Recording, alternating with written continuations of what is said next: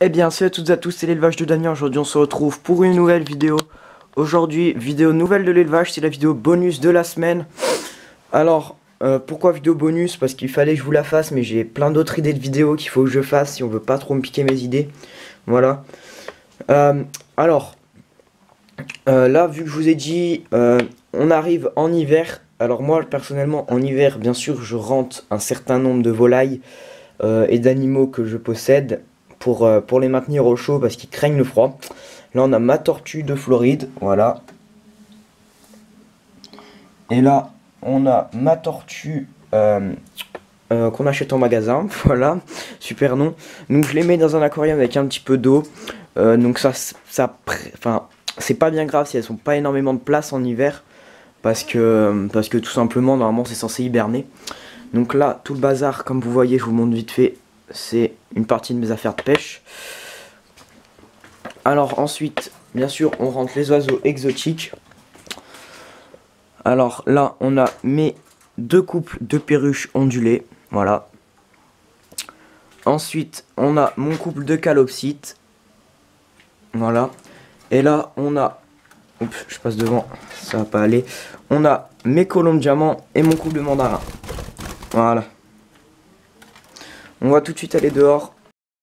Alors dehors, on a le parc des cochons d'Inde. Donc là, il y a leur premier parc qui rejoint un deuxième avec un tuyau. Là, on les a bloqués ici pour qu'ils mangent un petit peu l'herbe. De toute façon, on va pas tarder à les rentrer. Voilà les cochons d'Inde qui sont là. Hop, je sais pas si on va bien les voir, ils doivent être là-dedans. Voilà. Là, l'ancien bac des tortues. Alors, ensuite, et ben là, on a les carolins et les mandarins. Alors, ça va avec la boussée. Là dans l'eau on a les carolins, voilà. Donc mon mâle a pris ses couleurs, il est magnifique. Voilà, avec sa petite femelle. Et à côté on a mon couple de mandarins. Donc pour ceux qui veulent savoir pourquoi j'ai mis les carolins avec les mandarins, parce que tout simplement c'était les espèces les plus sauvages que j'avais. Enfin niveau comportement hein.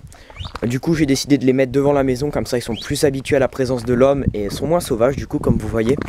Et puis il faut savoir que les carolins quand même je trouve s'entendent assez bien avec les mandarins.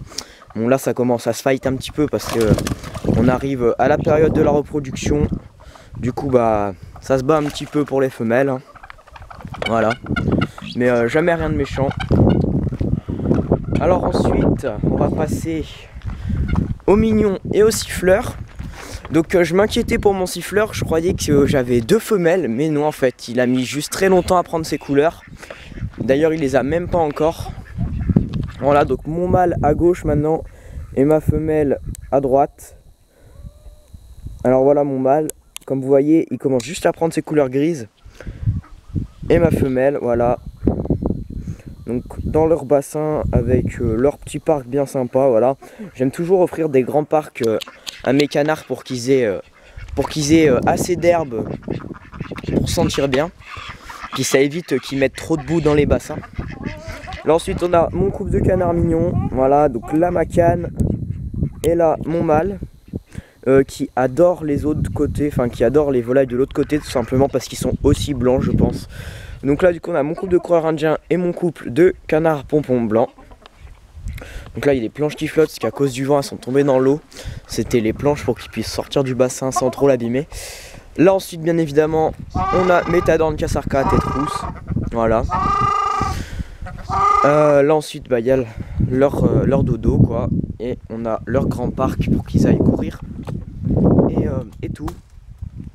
Voilà, pour qu'ils puissent galoper. Là ensuite on a l'ancien chenil que je suis après transformé en volière, donc qui sera fini je pense début d'année 2018, je verrai. Parce que c'est quand même mine de rien du boulot, puis il faut surtout acheter le grillage et le filet. Ensuite, bah là on est toujours dans la prairie, des états et tout.